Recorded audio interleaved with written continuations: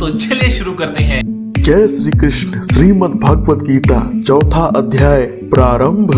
पहले मैं पिछले अध्यायों का 4 पंक्ति पढ़ूंगा, उसके बाद मैं चौथे अध्याय का संपूर्ण अध्याय में हिंदी में आपको सुनाऊंगा।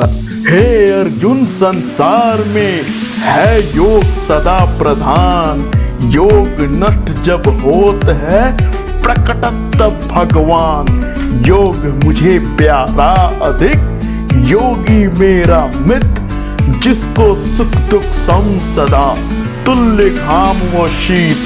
कुंती सुत योगी बनो तब होगा निस्तार, सबसे प्रिय योगी मुझे और योग से प्यार। मुक्त होत योगी सदा, जिसे न फल की आस, उस योगी के टूटते हे पांडव सभी पाश। श्री कृष्ण भगवान बोले, इस अविनाशी कर्म योग को मैंने सूर्य से कहा, सूर्य ने मनु से कहा और मनु ने राजा इक्ष्वाकु से कहा। हे अर्जुन, इस तरह परंपरा से प्राप्त यह योग सब राजर्षियों ने जाना, परंतु अधिक समय व्यतीत होने से यह लुप्त हो गया। वही प्राचीन योग आज तुमको मैंने बताया है, क्योंकि तुम मेरे भक्त और मित्र हो। यह रहस्य अति उत्तम है। अर्जुन बोला, आपका जन्म तो अभी हुआ है और सूर्य का जन्म बहुत पहले हुआ था। मैं किस प्रकार मानूं कि सूर्य को यह योग आपने बताया था।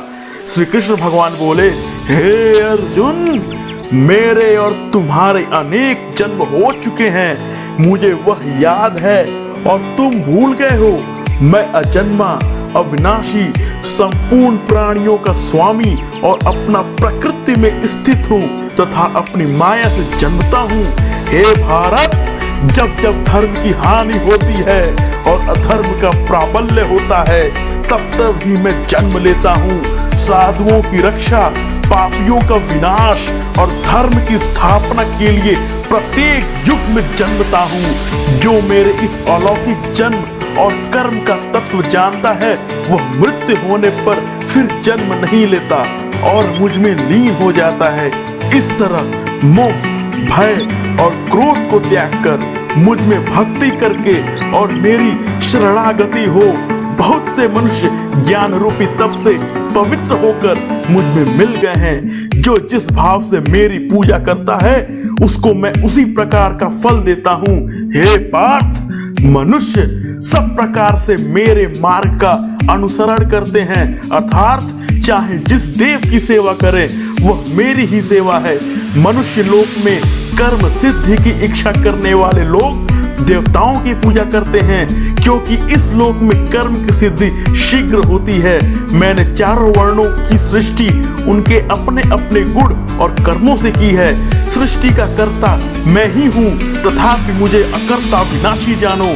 कर्म मुझको बद्ध नहीं कर सकते तथा कर्म फल में मेरी कामना नहीं। इस प्रकार जो मुझको पहचानता है, कर्मों के बंधन में नहीं पड़ता। इसी प्रकार समझकर प्राचीन मुमुक्षुओं ने भी कर्म किए थे, अतएव पूर्व पुरुषों के पहले ही किए कर्मों को तू भी कर। हे अर्जुन, कर्म क्या है और कैसे किया जाता है, इसके विचार में विद्वानों की बुद्धि भी चकरा जाती है। उसी कर्म का वर्णन मैं तुझसे करूंगा, जिसके जानने से संसार के बंधन से छूटकर मोक्ष के भागी होगे। कर्म, विकर्म और अकर्म तीनों का जानना आवश्यक है, क्योंकि कर्म की गति अति गंभीर है। जो कर्म में अकर्म और अकर्म में कर्म देखता है, वही पुरुष बुद्धिमान है, वही योगी और समस्त कार्यों का करने वाला है। हे अर्जुन, जो कर्म करने में कोई कामना नहीं रखता और जिसके समस्त कर्म ज्ञान रूप अग्नि से भस्म निर्मल हो गए हैं, उसको ही पंडित कहते हैं। जो कर्म फल की आशा छोड़कर कर्म करता है और उनमें आसक्ति भी नहीं रखता है और निराश्रय ही सदा संतुष्ट रहता है, ऐसा मनुष्य कर्मों से घिरा रहने पर भी मानो कुछ नहीं करता है। जो सब कामनाओं को त्याग, मन और आत्मा को वश में कर संसारी प्रपंचों से छूटकर केवल शरीर से काम करते हैं, वे भी कर्म बंधनों से संतापित नहीं होते। देव योग से जो कुछ मिल जाए उसी में संतुष्ट रहता है। कर्म की सिद्धि या असिद्धि में भेद नहीं समझता, वह कर्म करता भी उसके नहीं बनता। जो फल की इच्छा नहीं रखता वो वासना से दूर हो गया है। ज्ञान में जिसका मन अचल है, जो यज्ञ में कर्म करता है, वे सब कर्म लुप्त हो जाते हैं। हवन करने का पदार्थ और हवन की अग्नि भी ब्रह्म है, आहुति देने वाला भी ब्रह्म है। इसी प्रकार जिसकी बुद्धि में सब कर्म ज्ञानमय है, जिसको ब्रह्मा प्राप्त होता है, कोई कोई कर्म योगी देवताओं की पूजा करते हैं और कोई कोई ज्ञान योगी ब्रह्मा रूप ज्ञान रूपी अग्नि में यज्ञ रूप से हवन कर परमात्मा का भजन करते हैं। कोई ऐसा है कि जो अपनी इंद्रियों को तथा सब कर्मों को संयम रूपी अग्नि में होम देते हैं, और कोई कोई इंद्रिय रूपी अग्नि में इंद्रियों के रूप शब्दादि विषयों को होम देते हैं। कितने ही लोग इंद्रियों के सब कर्मों और प्राणों के कर्मों को आत्मज्ञान से प्रज्वलित आत्मा का संयम रूपी अग्नि में होम देते हैं। कोई तो द्रव्य यज्ञ करते हैं, कोई तप यज्ञ करते हैं, कोई योग यज्ञ, कोई स्वाध्याय और कोई ज्ञान रूपी यज्ञ करते हैं। कोई प्राणायाम में तत्पर रहने वाले योगी प्राण वायु और अपान वायु का लय करते हैं। कोई आहार को निरंतर संयम करके प्राणों को होमते हैं। वे सब यज्ञविद्ता हैं और यज्ञ से ही इनके सब पाप नाश हो जाते हैं। जो यज्ञ से बचे हुए अमृत रूपी अन्न को खाते हैं, वे सनातन ब्रह्मा को प्राप्त होते हैं। हे अर्जुन, जो यज्ञ नहीं करते हैं उनको यह लोक परलोक दोनों ही नहीं मिलते हैं। हे पार्थ, फल सहित सब कर्म ज्ञान में समाप्त हो जाते हैं। उसी ज्ञान यज्ञ के तत्वदर्शी और ज्ञानी लोग तुमको उपदेश करेंगे। इसीलिए तुम उनकी सेवा करना और उनसे विनय पूर्वक प्रश्न करके ज्ञान यज्ञ जानना। इस ज्ञान यज्ञ का लाभ करके तुमको ऐसा मोह फिर नहीं होगा। इसी ज्ञान से समस्त प्राणियों को तुम अपने में और मुझ में भी देखोगे। यदि सब पापियों से भी अधिक पाप करने वाले हो तो अभिज्ञान रूपी नौका से ही सब पाप रूपी समुद्र को पार कर जाओगे। हे अर्जुन, जिस प्रकार प्रज्वलित अग्नि लकड़ी को जलाकर भस्म कर देती है, वैसे ही ज्ञान रूपी अग्नि सब कर्मों को भस्म कर डालती है। इस लोक में ज्ञान के समान पवित्र और कुछ भी नहीं है। यह ब्रह्मा बहुत काल प्रयत्न कर्म योग से सिद्ध हुई है।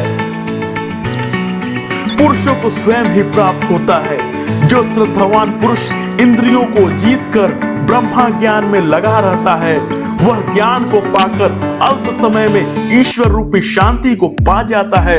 अज्ञानी, श्रद्धा रहित और जिनके मन में संदेह रहता है, ऐसे जो पुरुष हैं वह नरक को जाते हैं। जिनके मन में सदा संदेह रहता है, उनको यह लोक परलोक और सुख कुछ भी प्राप्त नहीं होता।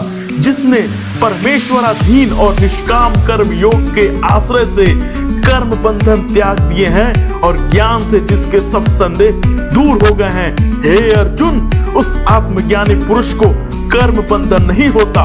हे अर्जुन, अज्ञान से उत्पन्न हुए चित्त के इस संशय को ज्ञान रूपी तलवार से काट कर तुम मेरे बताए हुए कर्म योग को करने के लिए प्रस्तुत हो जाओ। अब श्रीमद् भगवत गीता के चौथे अध्याय का महात्म्य। लक्ष्मी जी ने पूछा, हे श्री नारायण जी, गीता जी का पाठ करने वाले को छूकर भी कोई जीव मुक्त हुआ है? तब श्री नारायण जी ने कहा, हे लक्ष्मी जी, तुमको मुक्ति की एक पुरातन कथा सुनाता हूँ। भागीरथी की गंगा जी के तट पर काशीपुरी नाम का नगर है। वहाँ एक वैष्णव रहता था। वह नित्य गंगा स्नान कर श्री गीता जी के चौथे अध्याय का पाठ किया करता था। एक दिन वह साधु वन में गया। वहाँ बेरियों के 2 वृक्ष थे, उनकी बड़ी छाया थी। वह साधु वहाँ बैठ गया और बैठते ही उसको निद्रा आ गई। एक बेरिया से उसके पांव लगे और दूसरे से सिर लग गया। वह दोनों बेरियां आपस में कांपकर पृथ्वी पर गिर पड़ी। उनके पत्ते सूख गए। परमेश्वर की कृपा से वह दोनों बेरियां ब्राह्मण के घर जाकर 2 पुत्रियां हुई। हे लक्ष्मी, बड़े उग्र पुण्य कर मनुष्य देह मिलती है। फिर ब्राह्मण के घर जन्म लेकर उन दोनों कन्याओं ने तपस्या करना आरंभ कर दिया। जब वह दोनों बड़ी हुई तब उन दोनों ने माता पिता से कहा, हम विवाह नहीं करेंगे। उनको अपने पिछले जन्म की खबर थी। उन्होंने कहा, हमारी एक यही अभिलाषा है कि वह साधु हमें पुनः दर्शन दे तो बड़ा अच्छा है। उनके मन में यही था कि वह साधु जिसके स्पर्श करने से हमें अधम देह से छूटकर यह देह मिली है, वह मिले तो बड़ा अच्छा हो। यह विचार कर उन दोनों लड़कियों ने माता पिता से तीर्थ यात्रा करने की आज्ञा मांगी। तब माता पिता ने तीर्थ यात्रा की आज्ञा दी। तीर्थ यात्रा करती बनारस में पहुंचती तो वहां जाकर देखा वही तपस्वी बैठे हैं जिनकी कृपा से हम मेरी की देह से छूटी हैं। तब दोनों कन्याओं ने चरण वंदना करके विनय की। साधु ने कहा, तुम कौन हो? कन्याओं ने कहा, हम पिछले जन्म में बेरियों की योनि में थी। एक दिन तुम वन में आए, तुमको बहुत धूप लगी थी, तब बेरियों की तली में आ बैठे। लंबासन होने से एक बेरी से आपके चरण लगे, दूसरी बेरी से सिर लगा और उसी समय हम बेरी की योनि से मुक्त हो गई। अब हमने ब्राह्मण के घर में जन्म लिया है और बहुत सुखी हैं। आपकी कृपा से ही हम मोक्ष को प्राप्त हुई। तब तपस्वी ने कहा, मुझे इस बात का पता नहीं था। अब तुम आज्ञा करो, तुम्हारी क्या सेवा करूं, क्योंकि तुम ब्राह्मण रूप उत्तम जन्म श्री नारायण जी का मुख हो। तब उन कन्याओं ने कहा, आप हमको श्री गीता जी के 4थे अध्याय का फल प्रदान करो, जिससे हम देव देही पाकर सुखी होंगे। तब उस तपस्वी ने उन्हें गीता जी के 4थे अध्याय के पाठ का फल दिया। फल के देते ही आकाश से विमान आए। तब उन दोनों ने देव देही पाकर वैकुंठ को गमन किया। श्री नारायण जी बोले, हे लक्ष्मी जी, यह 4थे अध्याय का महात्म्य है। अब इस अध्याय का फल इस वीडियो को सब्सक्राइब करके अपना आशीर्वाद नीचे लाल बटन दबा करके दे दीजिए। अब अगले वीडियो में श्रीमद् भगवत गीता जी के 5वें अध्याय में हम आप अपना आशीर्वाद जरूर प्रदान करें। और अगर तुम लोगों को ये वीडियो पसंद आई तो यार लाइक मार दो, और नहीं आई तब भी लाइक मार दो, क्योंकि फर्क नहीं पड़ता। सही बता रहा हूं, फर्क नहीं पड़ता, बस लाइक मार दो। और अगर तुम लोग नए हो तो सब्सक्राइब करो। वो जो लाल वाला बटन है उस पर कुछ भी फेंक के मारो, ये माइक फेंक के मारो, ये कैमरा फेंक के मारो, मैंने उल्टा बोल दिया लेकिन मुझे फर्क नहीं पड़ता है, बस सब्सक्राइब करो, मुझे नहीं